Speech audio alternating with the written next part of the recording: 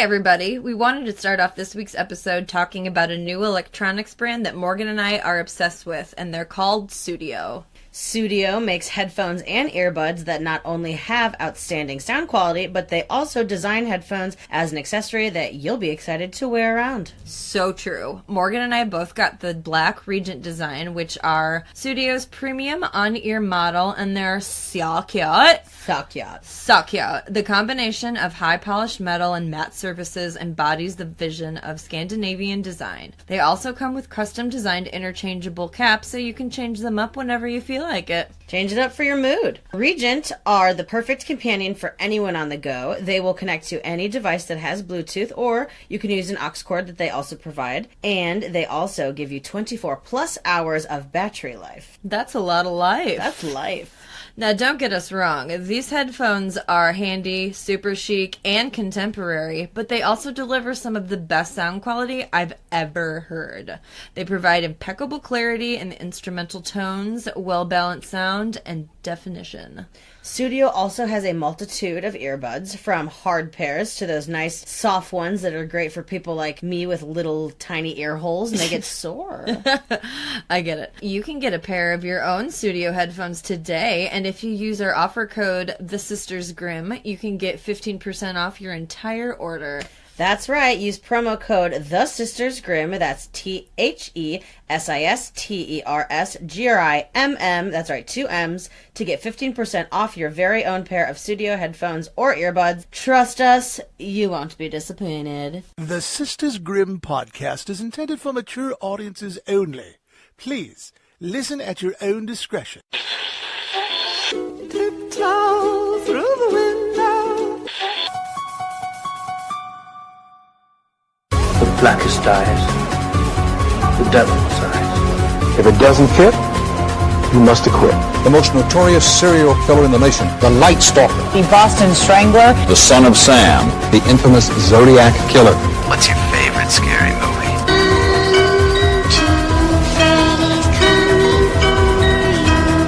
Hi, I'm Chucky. Wanna play? Get away from her, you bitch! Welcome to the Sisters Grimm podcast. How'd you do this? Show you. Welcome to the Sisters Grimm podcast, everybody. Coming at ya, it is Holly and your girl, Morgan Freeberg. Yeah, it is. We are not live. I don't know why I was even I don't know why I always say that. But, like, as a good segue into me saying, I can't even say this. So I said a lot of shit wrong last week. Okay. Like, so many things I said wrong after listening back. Like what? Well, a lot. I can't even really think of any specifics. You were talking a lot. But the one that I was most mad about, and the one that I am going to call myself out on, is I called Ronald Reagan Robert Reagan. I was so mad at myself, Morgan. Oh my God. Because, as you know, I pride myself on loving him? Well, no, I don't want to get into how I feel about Robert Reagan. How I feel about Ronald Reagan right now. But I do, as you know the names of all the presidents. We're not doing this, are we? Yeah, I can do it really, really, really fast. Want to hear? All right, I guess. Washington, Adams, Jefferson, Madison, Monroe, Adams, Jefferson, Van Buren, Harrison, Tyler, Polk, Taylor, Fillmore, Pierce, Buchanan, Lincoln, Johnson, Grant, Hayes, Garfield, Arthur, Cleveland, Harrison, Cleveland, McKinley, Roosevelt, Taft, Wilson, Harding, Coolidge, Hoover, Roosevelt, Truman, Eisenhower, Kennedy, Johnson, Nixon, Ford, Carter, Reagan, Bush, Clinton, Bush, Obama. Fuckface. Fuck Cheeto. Little Cheeto Man. Fuck boy Little Cheetos. baby hand. Little baby hand. Little baby hand. So welcome to episode 41. We hope you're comfortable. We hope you are sitting somewhere nice and either warm or cold, depending on your preference. Because I personally like to be a little cold. You're more productive when you're a little cold. I hope you're sitting in an ergonomical chair. I hope you're sitting at your desk. I hope that whoever... Maybe you're in your car. I hope that whoever at work that you hate is sick that day. I hope if you are doing your favorite hobby right now, I hope you're cleaning. I hope that you just found a great sale. If you're cleaning, I hope that you finally got that one corner in your room that just has hair in it. Yeah, or you finally Anyone know what I'm talking about? Do you just go to one of the corners in your room and just rip out all your hair? No, but do you have it a just hair corner? forms. Do you know how much hair my apartment carries with me and Maria and you and Tuesday? I don't live at your apartment. But you're there enough and your hair is plentiful. That's because it just is, like, falling out. But mostly Maria and myself. We have so much blonde hair. So, for all of you that know how to read, this is the episode about Hawaiian murders. Right, because you probably read that. Yeah, but like... And we just haven't said it yet. But if you don't know how to read, this is our murders about Hawaii. Our murders about Hawaii. And... these are murders that take place in... Hawaii. And on the islands of Hawaii. Hawaii. Which we found out there are 7 of? No, there are more. There's like 9. Oh, we should have really looked this up. Here. Well, because I was trying to explain it to Morgan, and then I got it completely wrong. But the way you explained it was really cute. She held up her hand, and she was like, my thumb is the big island. My pointer finger is Maui. My middle finger is Oahu. And then Kauai, and then... Molokai. But we missed out on some. There's like Luahuana, I don't know, but there's like Alehihinu. Keep talking, then I'll they look have up like I'll look up a picture. Crazy names. So I wanted to point out to you, Morgan, because Facebook pointed out to me that exactly 9 years ago to this day, we were in Hawaii. No way. We were in goddamn Oahu, probably. Wait, you said 9 years? 9 years, because it was It would have had 2007. to have been 10. No, it was 2007. But I was 14 and I'm 25 now. Yeah, but you would have turned 15 at the end of that year. Right. And I know that it was 2007 because Facebook ain't no liar.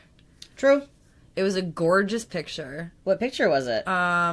It just like looks really cool, and I think I made a Jurassic Park reference. Of course. Because when you're on Hawaii, you like are just you live like the Jurassic Park still. You're just constantly looking for those like spitters. You're Sam Neill, you're Jeff Goldblum. I am always Jeff Goldblum. You're Chris Pratt. You know. Let me name the Hawaiian Islands. So there's Hawaii, aka the Big Island. There's Maui, the Valley Isle. There's also Oahu, which is the gathering place. Kauai is the Garden Isle. Molokai, the Friendly Isle. By the way, I'm butchering these. Please tell us how to say them. Well, I think that one's Lanai is pineapple. I like that one. I want to go to that one. And then there's Niihau. Just as from reading and like learning, like there's like 4 letters in the Hawaiian alphabet. I would say that's Nihihau.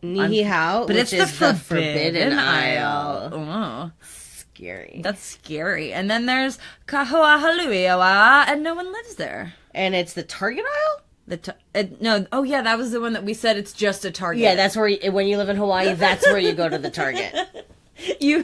all that island is a Target, a parking lot, and a fucking and like a runway. Right.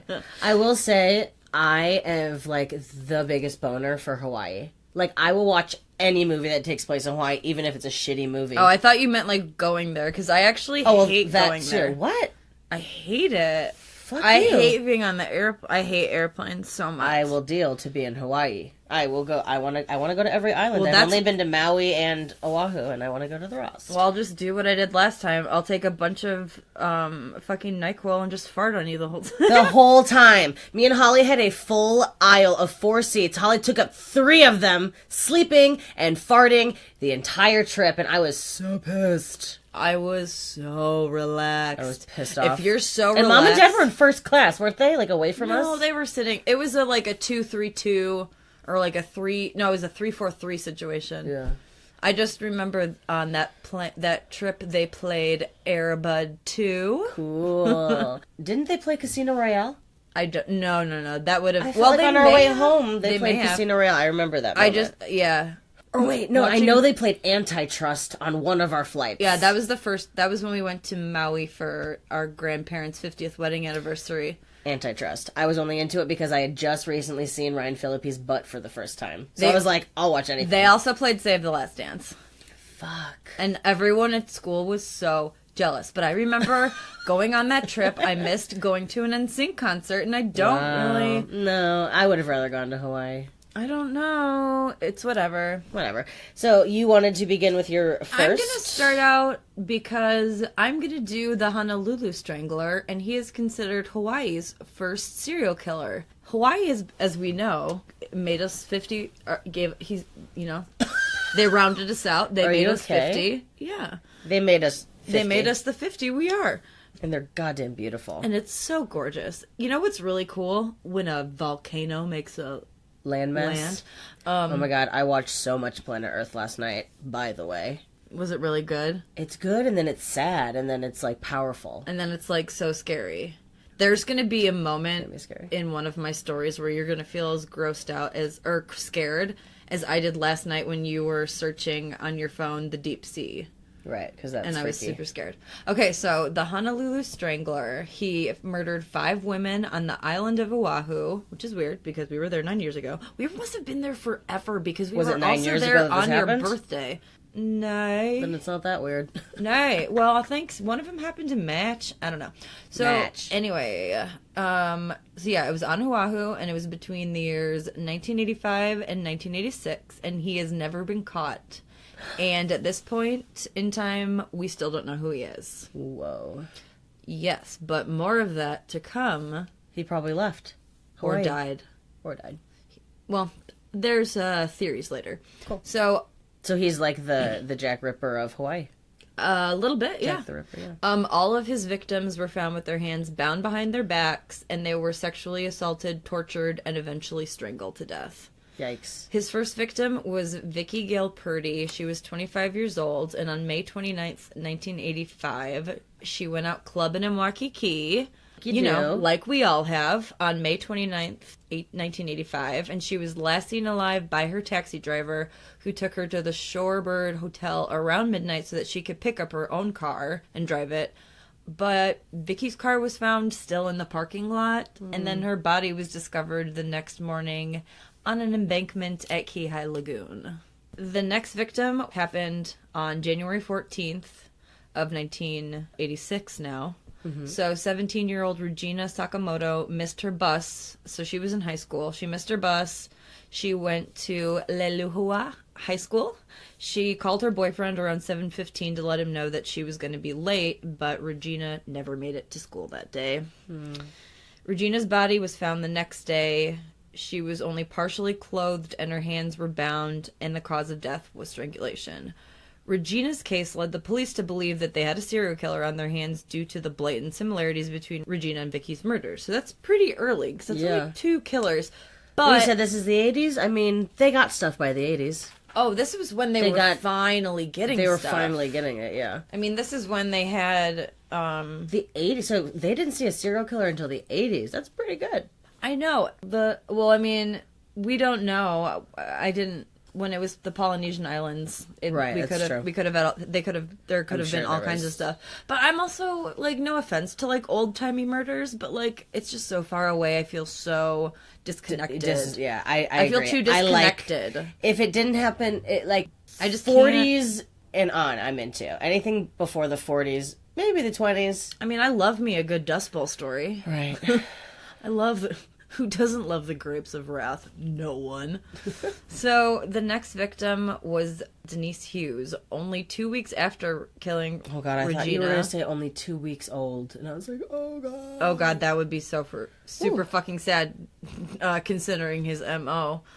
On January 30th, 1986, 21-year-old Denise Hughes, she commuted by bus to her job as a secretary for a telephone company, but she never showed up to work that day. Denise's body wasn't found until February 1st when 2 fishermen found it in Moanaloha Stream. After Denise's murder, a serial killer task force was established to hunt down a man who the media was now referring to as the Honolulu Strangler and the Honolulu Rapist. So with every murder, the police is like, okay, they're like upping it every time. Same MO. Well, yeah, I mean, obviously, and fucking Oahu is so tiny. Well, especially because I mean, we've all seen Dog the Bounty Hunter. Duh. So I feel like most murders that happen in Hawaii are probably gun and drug related. Yes. And so when they're getting strangling murders of women, that's like, that's something. Well, and that doesn't happen a lot. No, and I mean, like, it does, but you know what I'm saying? But, and like being viciously and like that too, yeah. And like the brutality of it. Exactly. Because it's really small. It's a small community. I mean, the island of Hawaii has less people than fucking Chicago by like a buttload. Yeah. I mean, Maui basically, it's small. It's small, y'all. So, yeah, Maui's like a suburb. Maui, yeah, basically. Yeah. So the next victim was 25-year-old 25-year-old Luis Medeiros. Luis had gone to Hawaii to be with her family because her mother had recently passed away. On March 26th, 1986, she took a red-eye flight back to Oahu, and she told her family she was going to take the bus home from the airport and go back home to Waipahu. So this is when I started realizing that this guy may have something to do with buses. Okay. Because he's always seems to be taking women from like bus stops. Like it's always women like when they're on their commute, yeah. When they're like about to get on the bus. Yeah. So, although Denise got off the plane, she was never seen again. On April 2nd, road workers near Waikele Stream found Denise's body, and it was found the same way as all of the previous victims. Yeah. Now the police were setting up a sting operations using female police officers around the Honolulu airport and Kihei Lagoon. Yeah, dude. But they should have. This is like one of the best cop stories we've heard in a while. Except that we already know that it just sucks because this is obvious. This is like okay. It sucks they didn't catch him. This is like you're setting the story up so well that like they're putting forth the most effort I've ever heard. Fuck. Like, okay. This is such a cock tease. Yeah. Like the fucking police in the Jeffrey Dahmer case were literally the Three Stooges. These cops are, like, in Mensa, and they still don't know who he is. And that has to be so fucking frustrating for these guys. Yeah. Because they just... Shout out to them. Yeah, shout out to them. So, the next victim / fifth victim / last known victor of the Honolulu Strangler is Linda Pase. She was 36 years old. According to Linda's roommate, Linda left home on the morning of April 29th, 1986, and she had a late work meeting, but she did not end up coming home that night, and so in the morning, her roommate decided to report her missing. Smart. Because her car was randomly parked on the side of a viaduct. Yeah. How scary. I know. To be like, oh, my friend's missing. Oh, you found her car in a random place off of a highway where she shouldn't have been? Cool. So an anonymous man went to the police to tell them that his psychic had told him that there was a dead body on Sand Island. What? Yeah. So on May 3rd, 1986, the anonymous man... This is how desperate these poor police... This task force was. Right. On May 3rd, 1986, like I said, the dude took them to the location, his psychic said, but like the exact location, and that was wrong. Oh. But she was just found on a different area of the island. Of that island, though. Yeah. That's still bonkers. And like he could have gotten the location wrong. I mean, it's not like, you know, you could think something and it could be somewhere else. And I don't really know about Sand Island in correlation to Hawaii, how big it is or whatever, but like that's pretty on the nose. And that was the body they were looking for at the time? Or it was just another one? No, it was the body of the woman who had just died. It was Holy this woman. Crap. So, well, I'm sorry, but as a cop, don't turn down any evidence you're given. Just look into it, even briefly. That's what they did for Ted Bundy. Remember that one psychic was like, don't open this until this certain date. And then, oh God, I just gave myself the chills because she thought it was happening in moon cycles. And then she wrote the number 2. And then that was, she's like, and then that was the weekend of Lake Sammamish when he took two girls at the same time. Yeah. Oh, but that could be something else entirely. Let's keep going. I keep getting myself the chills. So the Honolulu Police Department at this point started beginning to work with the FBI as well as the Green River Task Force. Hell yeah. Also, I think Ted Bundy was technically on the Green River Task Force, minorly. And they set up this task force was of 27 people to find the Honolulu Strangler.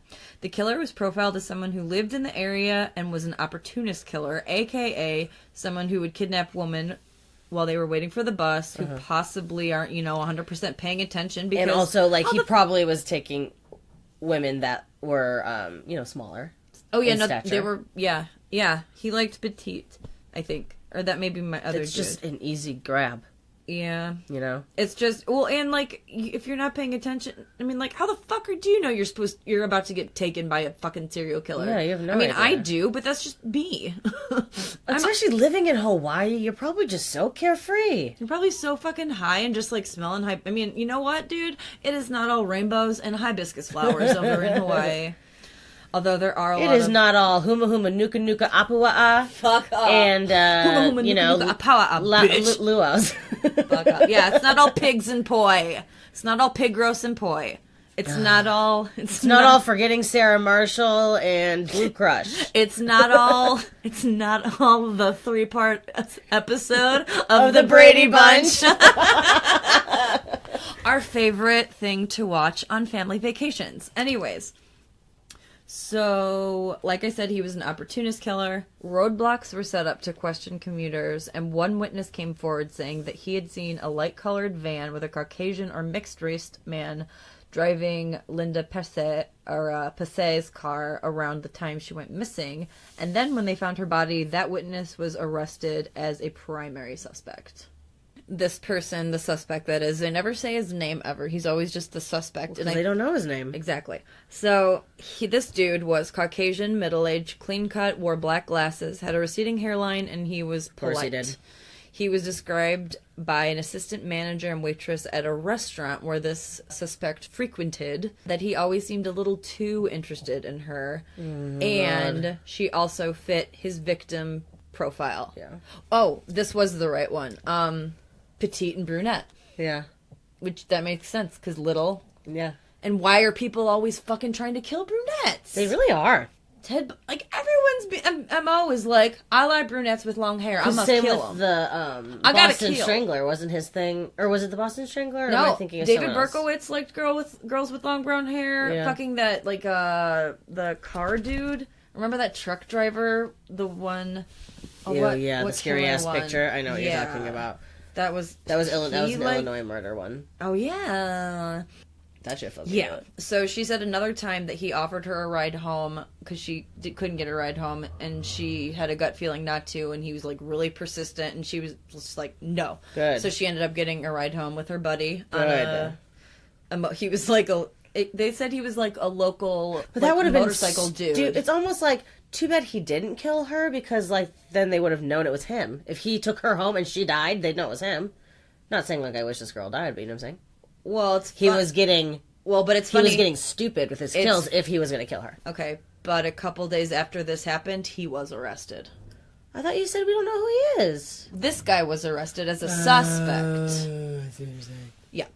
So I'm stupid. It's cool. It's cool. I mean, my point we was don't pointless. know. No, it's okay. But I let you say it out. Yeah. And then I corrected you. So the suspect's ex-wife and one of his ex-girlfriends said that he had a fetish for bondage, specifically binding their hands behind their back. Terrifying. Which, if you're into bondage, there really are only so many places you can bond the human hands, but it's still a stark, like, it's a comparison that you can't not look at. Well, yeah. Allegedly, according to his ex-girlfriends, some nights that they had fights that he stormed out were the nights of the murders. Whoa. But there's no concrete evidence corroborating any of this. The suspect was interrogated, failed a polygraph test, but was eventually released due to lack of evidence. Mm-hmm. In 2005, the police started going through the evidence from the 5 murders to see if they could find any DNA, and began using other kind of genetic technology that wasn't available at the time because it was 20 years later. But there are conflicting reports that the suspect that they believe to have been the Honolulu Strangler died in either California or Tennessee. But they don't know. And if he died suddenly or traumatically without a physician present, he would have had an autopsy, which means that police would be able to obtain tissue for DNA testing. But if he was in a hospital or anywhere else where a physician was present, he wouldn't have been autopsied, because they obviously would have been able to determine cause of death at the time, because right. Yeah. And if he was cremated, there's no body to exhume. Yeah. Yes. But this is not the end of the story to figure out who the Honolulu Strangler is, because Investigation Discovery, aka my favorite fucking channel in the entire world, has greenlit a 6-part series that will be reviewing cold cases from all over the country. Oh, fuck. And following up on old clues, and one of the episodes is going to be about the Honolulu Strangler. Yes, honey. Love IMDb it. and the articles I read say it's supposed to come out this month, but I haven't seen anything for it on Investigation Discovery, and they're like all about advertising their new shit. Yeah, definitely. But the IMDb page rather had very little information. But yeah, well, it's just for an ID thing. Yeah, but I mean, it sounds super cool. It's like these two detectives. One's a forensic detective, I think. I wish I knew their names, but they're like from Rhode Island, and they're just gonna go around and figure. I think they're gonna do OJ. Ooh, I think they're gonna do OJ. That'll be interesting. I would like to definitively know. I would really like them to do JonBenet Ramsey. If you guys are taking requests, yeah, right. Hit us up. Hit us up. I have some questions. Well, that's super interesting. Was and fucked up. Bobby Kennedy assassinated by the government? It's a little weird how he died only a month before the Democratic convention. Okay, who's your first murder, Morgan? All right. So, actually, I have a quick question. When was the last murder in your line of murders?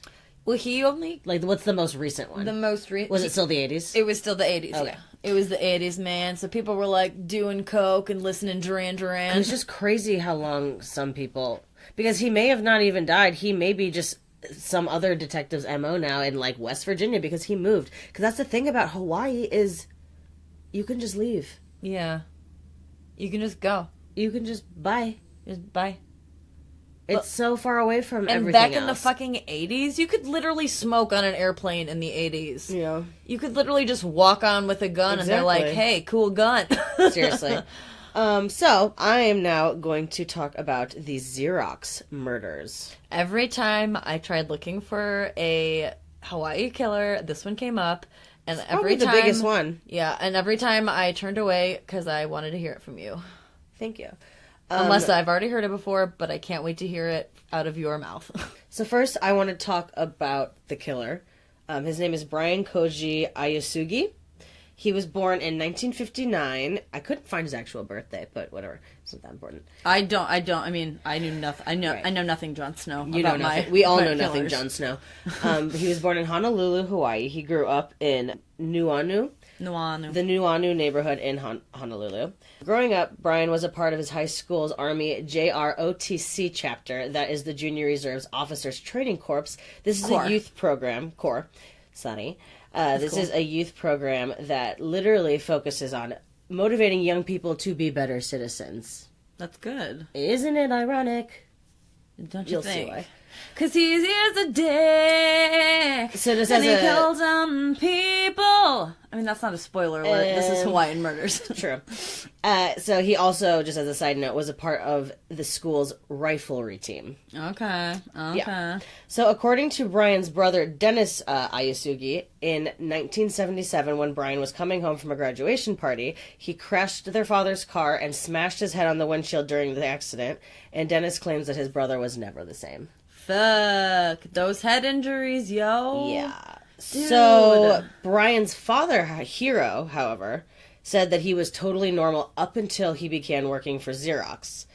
Like actual Xerox? Yeah. Damn. He was a technician. He started working in 1984, and during this time he also raised and bred goldfish and koi fish, and he would sell them to local pet stores. The cracker? A side note that I was interested in. Nothing to do with the story, but Morgan was like, hey, I like goldfish. I like fish. I like fish. He also had an abundant collection of firearms. Never a good sign. Right. But like I said... you never say they had a lot of firearms and they made the best snickerdoodles. They were crispy on the outside and warm and gooey on the center. So, in 1988, Brian's mother passed. And I guess around this time, he started complaining about a poking sensation in his head. Yeah, because his brain was probably he needed trepanation. His brain was ouchies. His brain, he needed he needed a hole drilled in his head.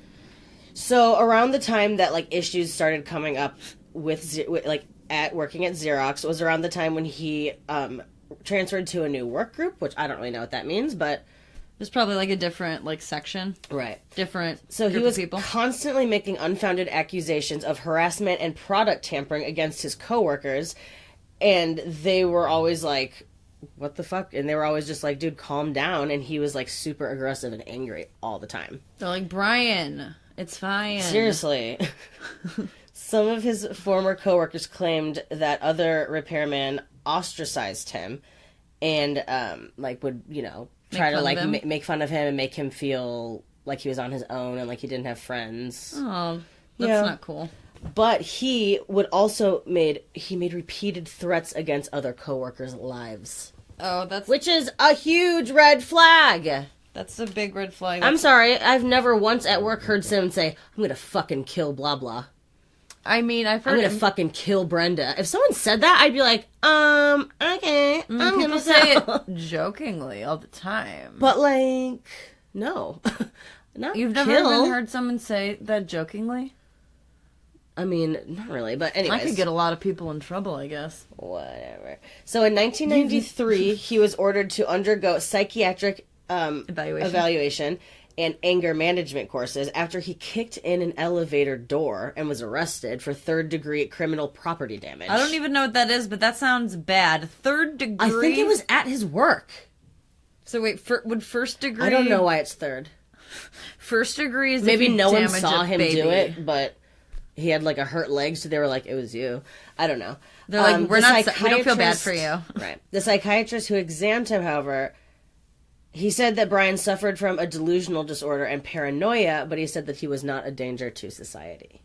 So he was a bad psychiatrist, yes. My bad. Brian also reported hearing voices in his head and that a black shadow was following him around. Okay, this dude seriously had like he also thought his house was bugged.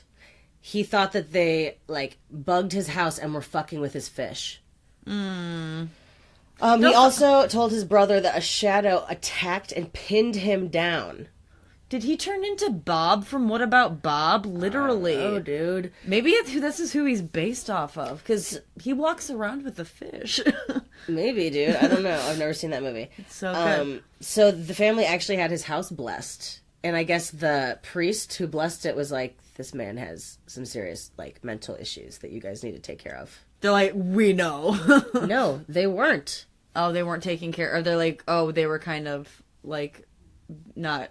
They're like, oh, he's fine. Kind of. Oh, he's okay. That sucks. So during the time leading up to the murders, Xerox was planning on phasing out the copier in which Brian had been servicing like his whole time. And Brian was refusing to learn the new machine because he feared he would not be able to keep up with the technological advances. However, on November 1st, 1999, Brian's manager insisted that he begin training the new machine the next day. Okay. Dun, dun, dun. Dun, dun. So on November 2nd, 1999, Brian went into work around 8 a.m. as normal with a 9mm Glock and opened fire in the boardroom where all of his coworkers were. He killed his supervisor, the one that told him he was going to have to learn the new machine, and he killed 6 other coworkers and injured another one. He killed Ronald Kawame, who was 54, and he shot him in the head. He killed Jason Balatico, 33. He shot him 5 times. And those are the 2 people that he shot out, like, just right when he walked in. Okay. Then he walked into the conference room, and these were all the people he worked with. Okay. And Ronald Katatoka, who was 50, he shot him 4 times. Peter Mark, 46, shot twice. Melvin Lee, 58, who was his supervisor, he shot him 4 times. Fuck. John Sakamoto, 36, was also shot 4 times. And then Ford Kanehira, 41, was shot 5 times. And then he chased a guy down a stairway, and his name was Steve Masuda. He attempted to shoot him. I think he hurt him, but he didn't die, obviously. He was 55. Holy fuck. I have not heard of this before, but holy fuck. Yeah. So after that, he took off in one of the company's vans. And that's but like I was saying earlier, you know where it's really hard to run away? On an island. Yeah. You can't just be like, all right, I'm heading for like the next 5 states over, because you're on an island. Yeah, be like, guess who's learning how to drive underwater? Brian! So there was a 5-hour standoff once they finally found him. He was near the Hawaii Nature Center in Waikiki. And he was in the van and he had the gun. And it was, like I said, a 5-hour standoff. They were communicating with him through a bullhorn. And eventually he surrendered. We've all seen the first episode of Mindhunter. Right. Other coworkers claimed as early as 1995, Brian had been openly speaking about carrying out a mass shooting at the workplace if he were to ever be fired. Again, a goddamn red flag. Yeah. Jesus Christ. If someone at my work was ever like, I'm going to come shoot this place up when I would be like, all right, Brenda, I'm going to tell on you. Do you have a problem with someone named Brenda in your life right now? No, I don't know why. That's just my go-to name. Does Xerox not have an HR department? I'm sorry. I don't know, dude. Go to fucking if someone says they're going to kill someone, it's okay to go to human resource. It's okay to go to the cops. It's okay to go to anyone that you feel comfortable talking to. Yeah, just go down and tell your aunt. Seriously. So, at the time of the murder, Brian had 25 guns registered in his name. How? Dating all the way back to 1982. Are you even allowed to, I don't, like I said last week. Yeah, you can. You can have that many guns? Fuck yeah. There's not a certain point where they're like, you have too many guns. I guess not. Police also recovered 11 handguns, 5 rifles, and 2 shotguns from Brian's father. Okay. So the trial began May 15th, 2000, and it was a month-long trial. He pleaded not guilty by reason of insanity. But, however, Dr. Michael Wellner testified for the prosecution and said that although his medical opinion was that Brian, in fact, had schizophrenia, he still carried out the shooting because he feared he was going to be fired, and that because he concealed his weapon before the crime, he knew what he was doing was wrong. Yeah. You know? Because, like, there's people who just walk into places, like, with guns, and they don't even think about it. Like, I just hit you in the face. Yeah, Morgan just smacked me in the face. But, like, he obviously knew what he was doing. Well, but, yeah. So, obviously, the jury found him sane and guilty of 7 counts of murder and 1 count of attempted murder. Okay. He received a life sentence without chance of parole because Hawaii does not have the death penalty. Yep.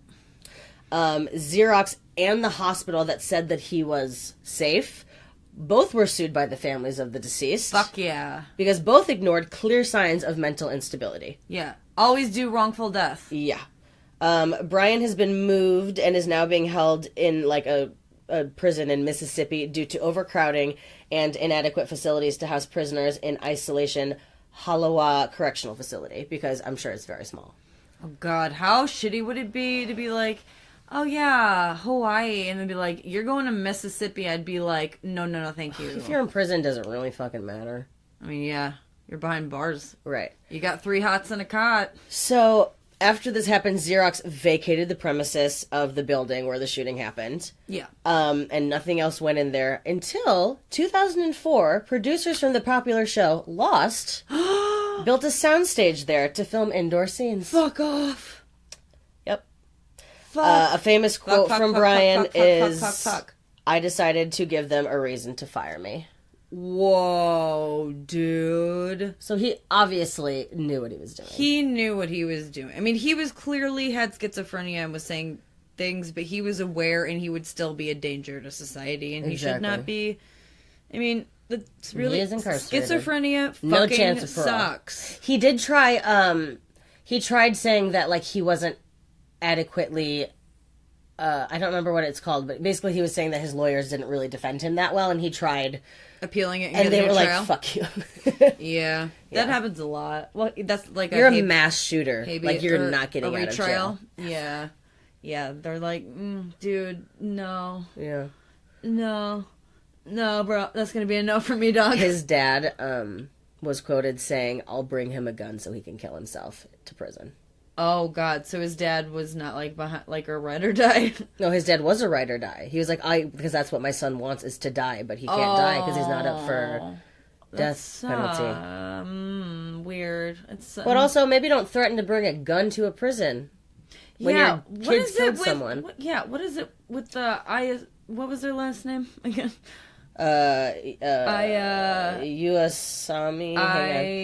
Ayusugi. Ayusugi. Yeah, what's up with the Ayusugis with the guns, They're really into guns. Jeez Louise. Yeah. So that's the story of the fucking Xerox murders. Damn, dog. Doesn't it kind of remind you of, like, the postal service murders? A little bit, and I thought it was going to be this other one of a guy who, a kind of similar situation where he, like, got fired and came back and, like... He hadn't even gotten fired. They were just Brian, you've got to learn the new system. Yeah, no, as soon as, like, there were... Let's be real. Brian fucking sucked. Brian just was lazy. Brian was so Brian was lazy. just, like, insecure. Brian kind of sounds like he sucks. Well, Brian also had some mental issues, so let's not talk shit. Yeah, we don't want to talk too much shit. What about you? What's your number 2? Well, my number 2 is... I think it's time to shake, and by shake, I mean take a little break. Holly, do you know what one of my biggest pet peeves is? Is it when Tuesday starts eating her food loudly right as we're about to start recording the podcast every week? Yeah, but also, you know, like when your headphones or your earbuds or whatever get all tangled up and there's a million little knots and you can't get them out? I hate that too, which is why I've been loving our new Studio Bluetooth headphones. Even the cord they do provide if you don't feel like using Bluetooth isn't one of those skinny little cords that get tangled super duper easy. Everything about the Studio design is a sleek and unbelievably streamlined process. Studio was inspired by the beauty and vibrance of Stockholm, Sweden, and they believe remaining true to their Scandinavian roots is what has helped get them where they are today. Studio wants to revolutionize the way consumers see headphones and earbuds, not just as a tech device, but also as a gorgeous accessory that you'll be proud to wear out and about. I know, I've already taken several cute photos with my headphones. Holly and I both got the Regent on-ear model, and we also both got the really cute marble interchangeable caps that they provide. And people keep coming up to me asking me where I've got them because they don't look like any other headphone really out there, like on the market right now. No, same here. They're definitely a piece of art, and you can wear them around, and as an artist, I'm obsessed. Their minimalistic look is very cute.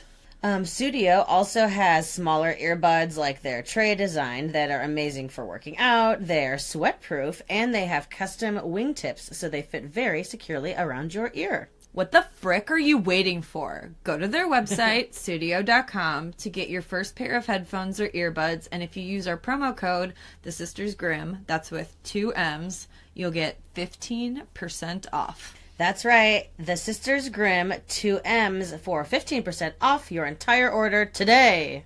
And we're back. Morgan and I would love to give a shout out again to our sponsors, but also we just boogied real hard to some RuPaul music. I don't know. Oh yeah, we just danced really hard to Read You Wrote You from the second season of RuPaul's Drag Race All-Stars. It was the most amazing song I'd ever heard. It's everything.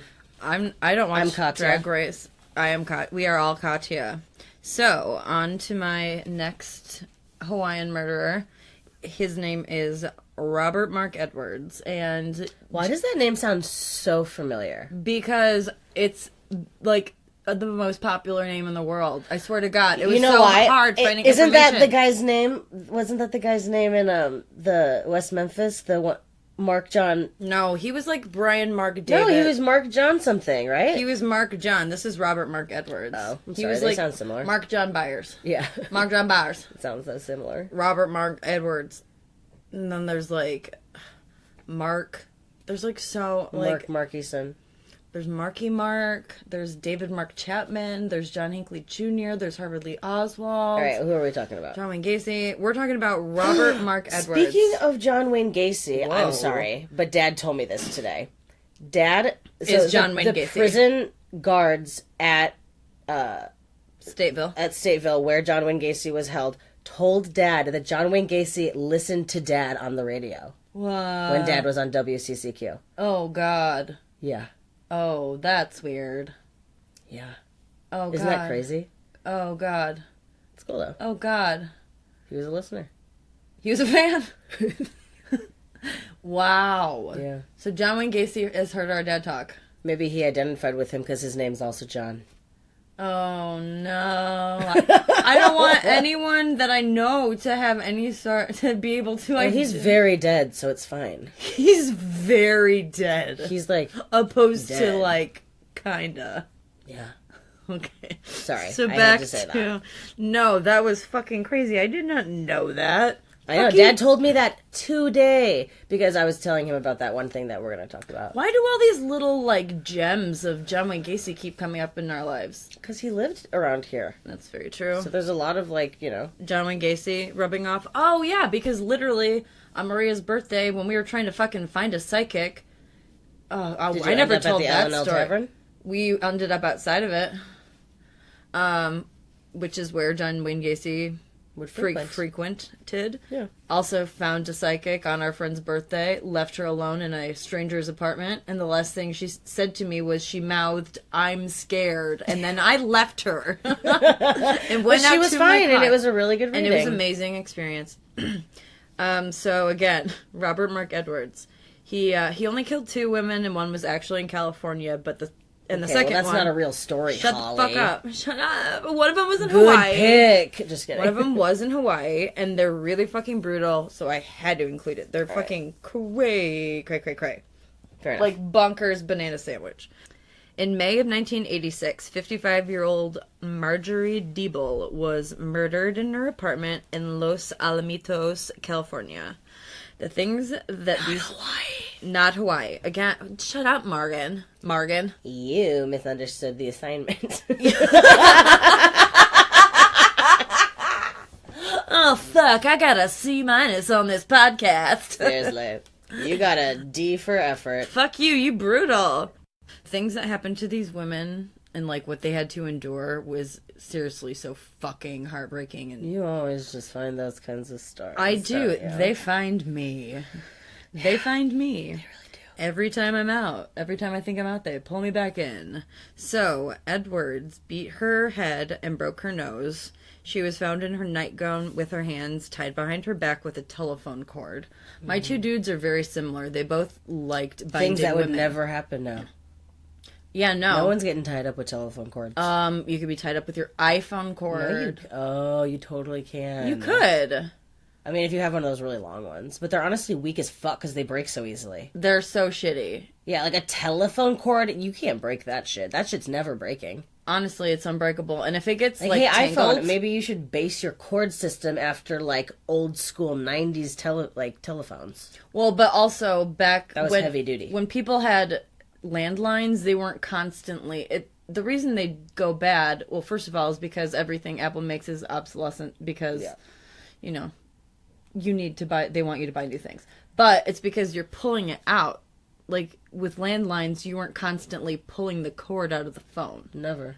So that's why when you take out your cord from your phone, you need to pull it to the base, not on the actual card itself, because that's why it breaks.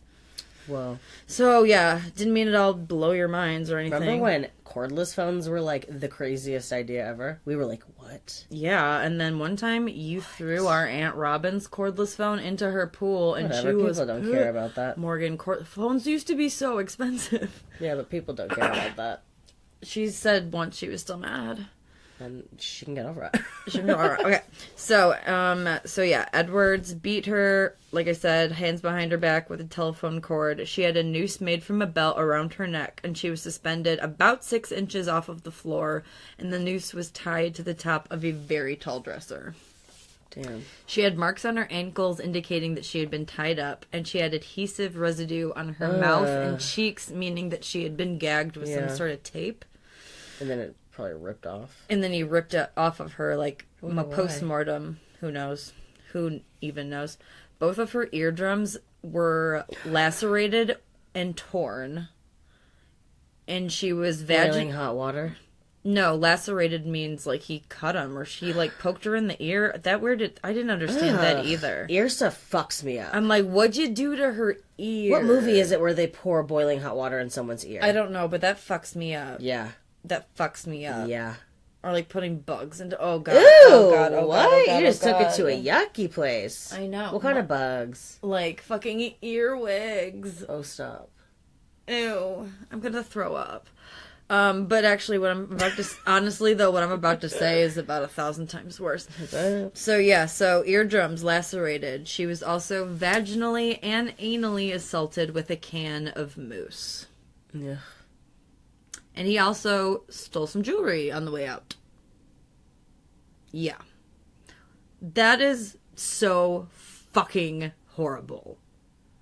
But the look on Morgan's face... Well, I just don't get why guys do that to women. Power. It's disgusting. He never... Just penis... Is it because you can't get your penis hard because you're a piece of shit? Well, he never... Yeah, it is. He never penally... I don't... Well, we don't know that for sure. No, they said that How do they know?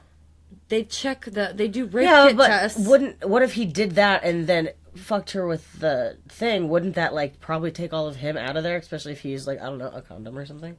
No, they would know if she had been penetrated by a penis. Oh, I guess, maybe. They would know. That's, like, what they go to school for, Morgan. Okay. They do, like, kits. They can obviously tell what trauma has been caused by I thought there had to be, like, cum.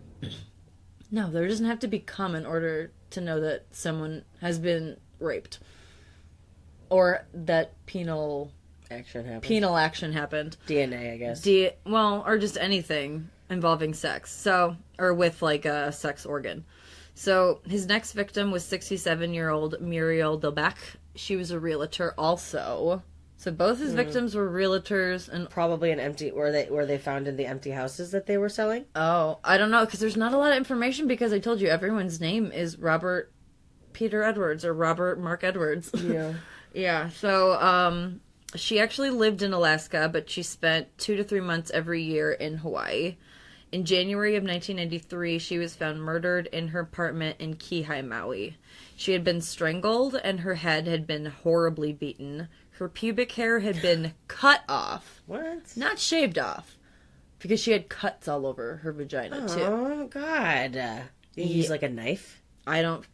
Scissors? Scissors. Yeah. Obviously, he brought scissors, because that's probably what he was using We've to all fuck people's seen... ears up with. Yeah. Yeah. Oh, God. I'm just obviously guessing. We've all seen that short film, Cunning Moments. I haven't. Just me? Oh, it's fucking... You wouldn't like it. Don't watch it. Okay. If you love really fucking gross stuff, watch the short film, Cutting Moments. You will barf your dick off. If you don't have a dick, give me like a little... You'll grow a dick. Give us a little taste of what it is, just so people know what they're getting. Want me just to give you some buzzwords? Okay. Pedophilia, sad marriage, super hard left. Like, goes to a place that you would not think it does. Self-mutilation. Self. Someone doing it to themselves. And someone doing it to themselves, yeah. It's Ew, really fucking disgusting. Should I just explain the whole movie? No, I'll tell you about it later. It's really fucking disgusting. Please do. It's fucking disgusting. But, like, awesome. It's really good, actually. Anyhoozle. Back to Muriel. So, there were also contusions and abrasions on her breasts. He stole her wedding ring and purse. And once the case had been, it started being investigated, they found several of Muriel's possessions in a bin across the street, including a bunch of panties and bras that were all cut up, weirdly. Like, he would cut a bunch? Well, how did he have a bunch of her stuff? Well, he just, like, grabbed a hand... I don't know. He must have, like, been making, like... I don't know. Oh, he found her at her house. He broke into her home. He broke into her apartment. Okay. Yeah, in Kihei. Sorry. It's okay. Okay, so Muriel was vaginally and anally assaulted with a can of hairspray with so much force that it penetrated her abdominal cavity. Yeah. Do you think she was dead or alive when that happened? Thankfully, it happened post-mortem. Oh, God. Thank God. But, fuck. Literally, thank God. Like, that kind of stuff. Like, when you're like, oh. But for that, 100%, yeah. But, like, who knows? Maybe he thought she was still fucking alive. Maybe he didn't know she was dead yet. Well, yeah, but I'm just saying, importantly, for the fact that she didn't have to deal with that. That she didn't have to... Oh, my God. Because, obviously, I looked up, like, where your like... That means he broke through her uterus and part of her intestine. I can't even say it because I'm gonna fucking throw... Okay, I don't want to talk about it. I don't want to talk about it. So, anywho's also, Robert had been dating Muriel's daughter at the time. Yeah, that's the old Shyamalan twist. Ew. I know. He's a fucking piece of him? shit. Yeah, he looks like an old piece of shit. Ugh. He looks like, He looks a lot like, you know who he looks like? He looks like the killer. Wait, he was dating Muriel's daughter? Yeah. How old was Muriel if he was an old guy? He wasn't that old at this time. You said he looks like an old piece of shit. Oh, I see what you're saying. When did this happen? This happened back in this was in 1993. And they only just found him? They just found him, yeah. Well, what? Let me continue. It's okay. It's okay. You're wondering what everyone's wondering right now. I'm on the edge of my seat. We are all on this crazy roller train that is Robert, Mark, whatever. Bob, Bibabu. So, I was curious why there was such a long gap between the two murders. Right. Because the first murder happened in 1986 and the second wasn't until 1993. But Robert had a very long criminal history ranging from burglary, grand theft auto, drunk driving, trespassing, and stalking. So the period in between the two murders, he was mostly spending his time in prison. Like that one guy you had. One, yeah. Yep. So that's, I was like, because I was thinking that, I was like, oh, maybe he was like in prison during those times. And I was like, ooh, I was right. So, oh my God, Tuesday gets so like weirded out when I make that noise. Do it again. So, ooh. She's up right now because she's like very tired. So he was finally arrested April 2nd, 1993 in Hawaii for Muriel's murder. A former girlfriend of Robert said that he liked tying her up during sex, and on at least 2 different occasions he tried sodomizing her with a bottle. They didn't specify what kind of bottle, but... Well, I'm gonna guess it was moose. No, I'm guessing it was like a wine bottle. Ew! Because when I think... If your boyfriend asks to stick a wine bottle up your butt... If I do, you kick him in the face as hard as you can, and you get out of there, honey. You take that bottle. You cut your losses. If there's anything left, you smash it on the counter, and you threaten to mangle off his dick with the bottle until he runs around screaming, "I'm a little fat girl."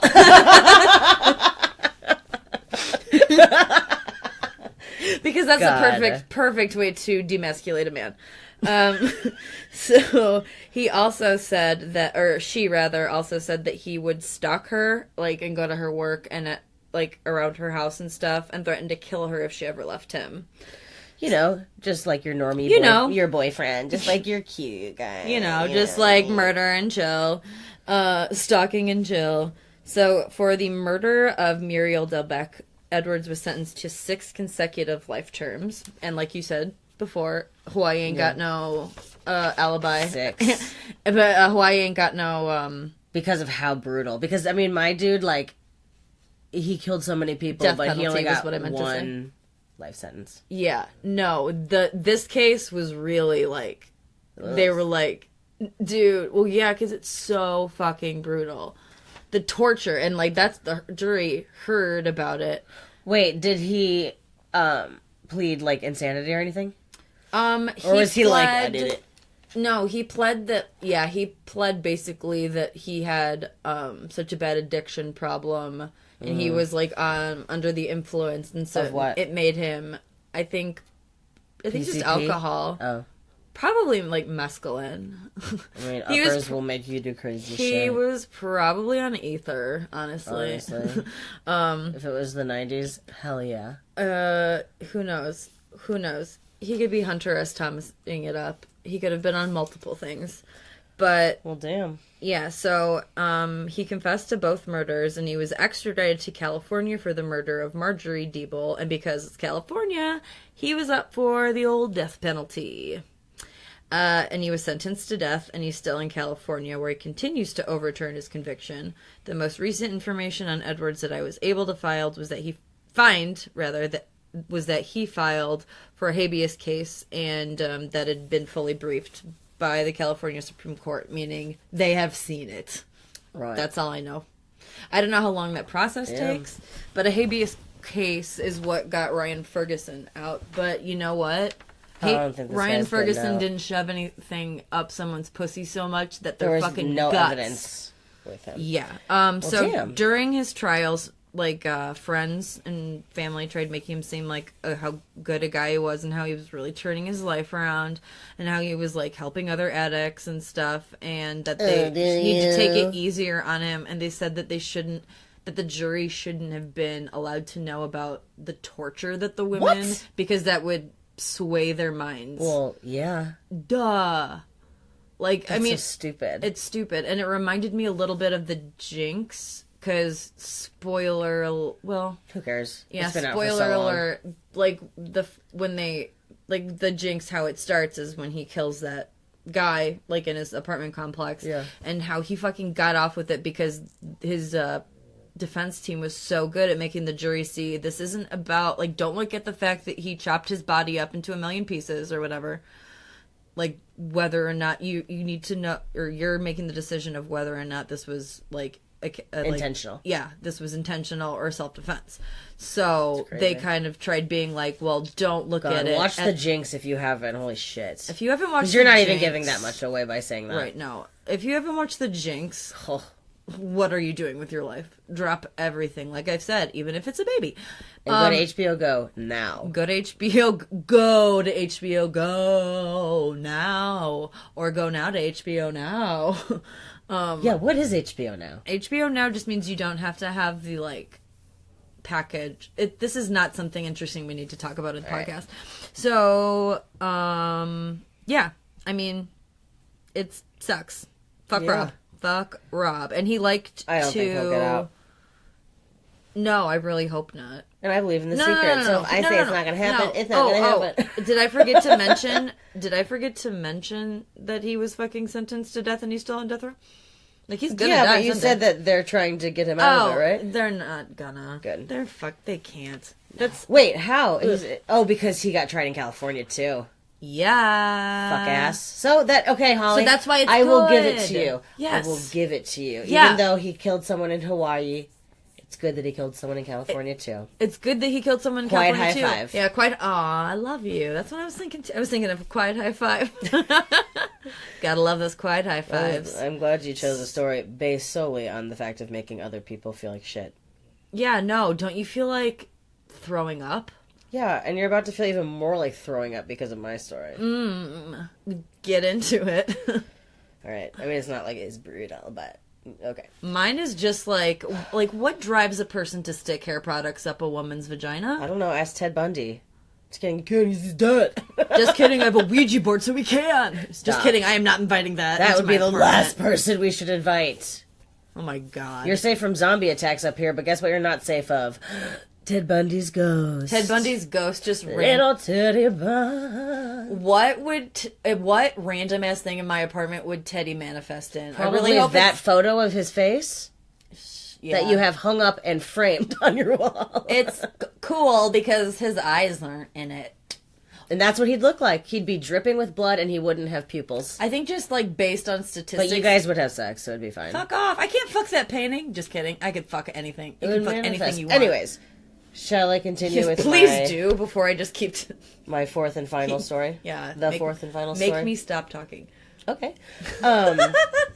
So, my story dates back to 1965. Ooh. So everybody, think like all groovy, baby. No, this is not all groovy, This baby. is not all groovy, baby. Ooh. So my story is about a woman named Maggie Young. So on November 22nd, 1965, in Aiea, which is a city in Honolulu on the island of Oahu. Wait, what year was this? 1965. Remember Groovy Baby? Oh, right. No. Did you already forget Groovy Baby? I forgot Groovy Baby, but... By the way, I did watch Austin Powers this weekend. Well, that was 2 years after JFK was assassinated. True. Has nothing to do with this story. Why do I keep talking about the Kennedys? I don't know. Like you said, I'm going to stop you from talking. Because I also was going to start singing the song Diane Young because her name's Maggie Young. But please just continue. Okay, so like I said, Aiea, which is a city in Honolulu on the island of Oahu. Not that that's super important, but I wanted to say all of that. I wanted to say a mother named Maggie Young drowned her 4 daughters in the bathtub of their home. The girls' ages ranged from 9 months old to 5 years old. I think I may have heard of this. But see, you might have not, because you might be thinking of something else. I think that this, unfortunately, happens a lot because of postpartum depression. Exactly. So she does that. She kills the oldest to youngest. So she starts with the 5-year-old, and then she ends with the 9-month-old. Then she goes to the school where her 8-year-old son was. She pulls him out of school, and she drowns him too. No. Then she laid their bodies out on twin beds in one of the bedrooms, and she laid the 4 girls on one bed and the little boy on a separate bed, and they were all naked and wet. Still, when the police found their bodies. Ew, so that means they thought that they were just, like, taking baths, and then she... Who knows? Well, you said they were naked. Yeah. I don't know. Because, like, I was thinking that she just... Yeah, I didn't think about like, that. With, like, how they had clothes on. Yeah, I didn't think like, about that. They probably just, like, thought, like, my mom is just, like, giving me a... I don't know. Yeah, I know. Well, it's also fucked up because she didn't bathe them very often. So that sucks. She immediately confessed, and she told the police that she felt incompetent in caring for her children. So Maggie's I would agree. husband, James Young, was away on an Air Force mission at the time of the murders, and he claimed that his wife had been suffering from postpartum depression that had turned into psychosis. Oh. He said that she was constantly, like, she was always tired, like, always sleeping. She didn't change her clothes very often, and she basically stopped caring for the children, and she would leave them, like, in dirty diapers all the time. She had postpartum depression, dude. Yeah. That's depression. James also said that one evening after Maggie had disappeared for 3 hours, she came home claiming that she had been at church and that her husband was Jesus, and that her mother-in-law was like Mary. Huh. Wait, like she believed that Jesus was actually her husband? Yeah. She thought James was Jesus. Oh. So the day that James decided that he needed to get Maggie help was the day that she ran at him with a broom screaming, "They're out there. They have come to kill me." Oh. Who's they? And what? We don't know. I wonder. However, after only 1 month of being institutionalized, her psychiatrist said that there was nothing really else that she could do to help. Or Fuck he, I don't know that. if it was a male or female. Yeah, I have heard of this. This fucking sucks. Are you dude. sure? Because it's very, you'll see. Okay. So Maggie was deemed unfit to stand trial when she, this is after the murders. She was deemed unfit to stand trial due to her paranoia and delusions and was committed to a state hospital in Kainoi. Okay. But about 6 months later, Maggie escaped, and because they were just letting her walk around by herself outside in the grounds, they found her. She had hanged herself from the rafters of a chicken slaughtering shed in the hospital's farm area. Wait. She killed herself. Oh, right, this was the 60s. Yeah, 65. Okay, yeah, so I haven't heard about this. Wait. I have not. Just because I don't think I hospitals know what come you're with talking farms about, anymore. Do hospitals come with farms? I don't know. No. So then, this is at that time when this happened, the then hospital administrator, Audrey Mertz, said that at the time, Young had just started responding to her treatment and was just beginning to grasp the enormity of what she had done. Oh, fuck. Yeah. And so, what I think you are thinking of is the Andrea Yates story. Which happened in Houston, Texas in the 80s, maybe? I believe it was the 90s or later. She did the same thing. Alex. And when James heard about this, he actually reached out to, like, Andrea. The Yates' family? To Andrea, because she was still alive, and he was like, I understand why you did this. Because you have postpartum depression. And it's just really fucked up that, like... Well, especially... Our hospital systems, like, it's... really bad. It's so hard for people to, like, get help with that. I could go back into Ronald Reagan at this point. Why? Because he closed down a bunch of mental... That's why we have Skid Row. Yeah, that's true. So we don't like him. We don't like him. He can't sit with us. Ronald Reagan can't sit with us. But, so what I was going to say was that the Andrea Yates trial was a little bit more,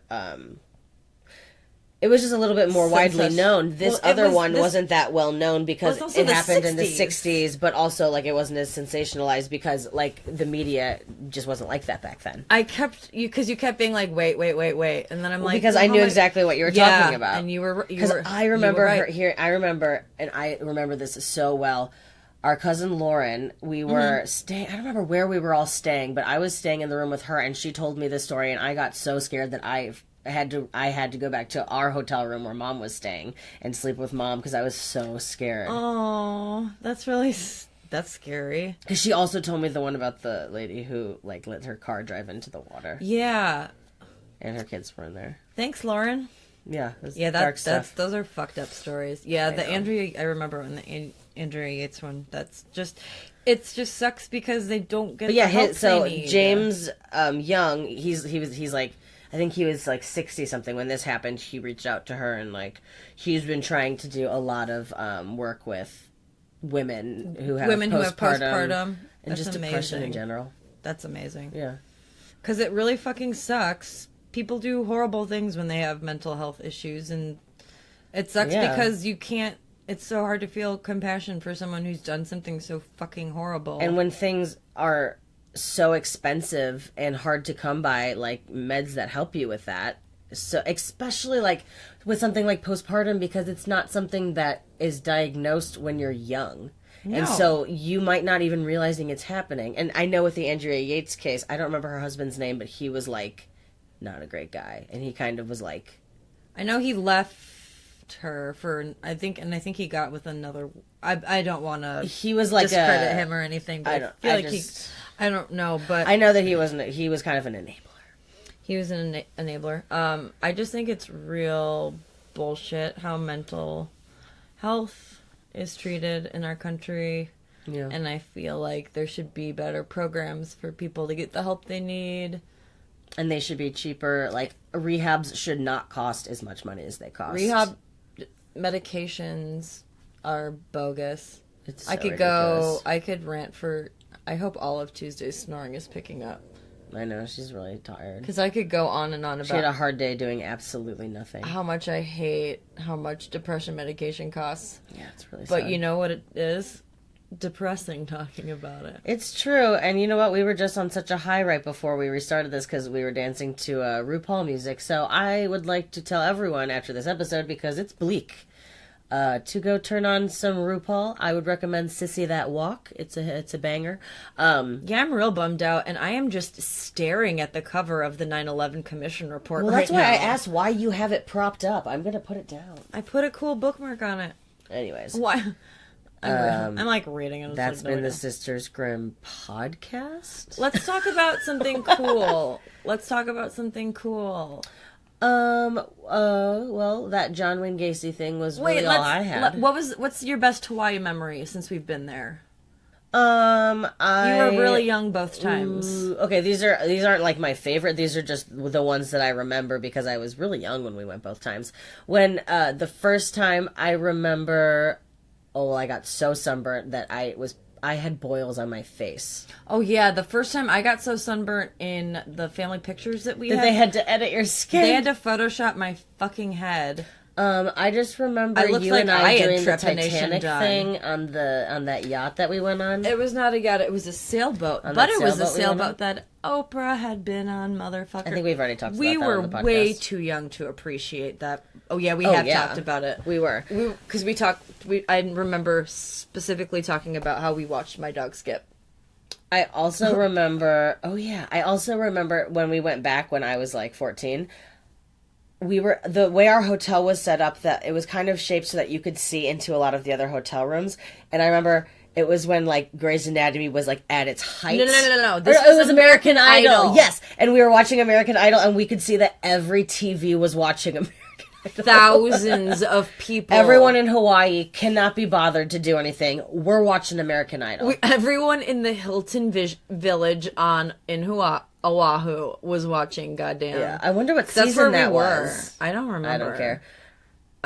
Who cares? But like, yeah, we clearly weren't that invested. Yeah, that was the vacation that we watched the Hitcher remake, and I got scared, and we were in a hotel room. Yeah, we did watch the Hitcher. That movie's great. I love Sophia You just kept being like, Holly, we're in a hotel room, we're fine. Oh yeah, you're like, I'm so scared. I was like, okay, we're not like on a country like road trip right now. You have no reason to be scared. We're still alone. We're in a nice Hilton in freaking Oahu. We're fine. You're like, there's a Louis Vuitton downstairs, Holly. Calm your shit. Mom and Dad were like, we're gonna go out somewhere fancy and you stupid bitches can't come. You're gonna order room service and watch a movie. And we're like, okay. To be fair, though, we were living the high life. I know we were. We were doing our parents were doing pretty well. We just got to come along for the ride because we had to. Honestly. Now they go to Hawaii by themselves. Now they're like, fuck y'all. They're like, bye. Seriously. So that's been the Sisters Grimm podcast. We love you guys. We cherish you. We really do. We love our listeners, and we love when you guys, like, talk to us and stuff. Holly, what are you doing? Are you picking up Tuesday, or are you just petting Tuesday? No, I literally just kind of moved her head around so she'd stop, and now she's making a weird face. She's mad at you because you tried waking her up. No, Anyways, she's trying to sneeze. Same girl. Oh, she's stretching. People don't care about this. All right, bye, you guys. Bye.